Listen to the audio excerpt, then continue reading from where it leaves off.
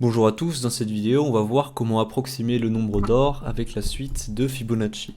On commence tout de suite, for x in range 10, donc on va prendre la variable Fibonacci, .append, là on va ajouter le dernier et l'avant-dernier élément et on va les additionner. Donc Fibonacci, Fibonacci len de Fibonacci moins 1, donc ça renvoie le dernier élément, et on va l'additionner avec l'avant-dernier élément. Donc c'est exactement la même chose, non, c'est exactement la même chose, sauf qu'au lieu du 1, il y a un 2.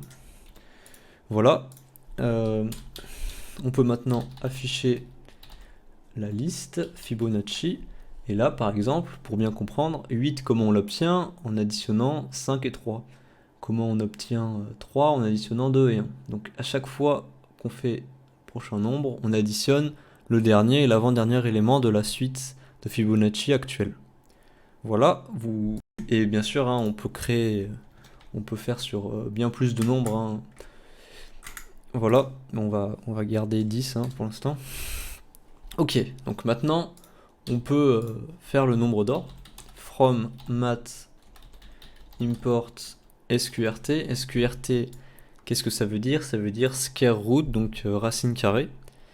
On va créer un nombre or. Alors, le nombre d'or, qu'est-ce que c'est? C'est 1 plus sqrt, donc c'est racine carrée de 5, le tout divisé par 2. Donc là, on va afficher la dernière valeur de la suite, donc c'est ça. Et on va diviser cette valeur par l'avant-dernière valeur. Ok, et on va afficher le nombre d'or à droite. Ok.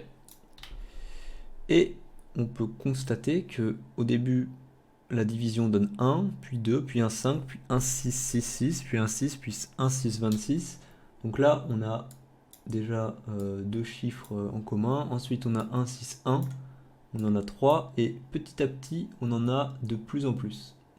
Si par exemple, je le fais sur plus de nombres, donc sur 100 nombres, on arrive à quelque chose de similaire. Bon, bien sûr, le nombre d'or est infini, donc là, sur ce terminal, il n'y a pas tout qui est affiché, hein. Il y a juste une fraction de fraction. Voilà, donc on voit que c'est pareil. Et plus étonnant, si on met par exemple moins 50, moins 45 et ça, eh bien ça fonctionne quand même.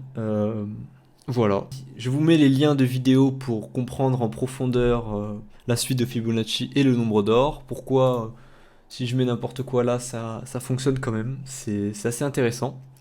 Voilà, j'espère que cette vidéo vous a plu. C'était Arthurus. Ciao.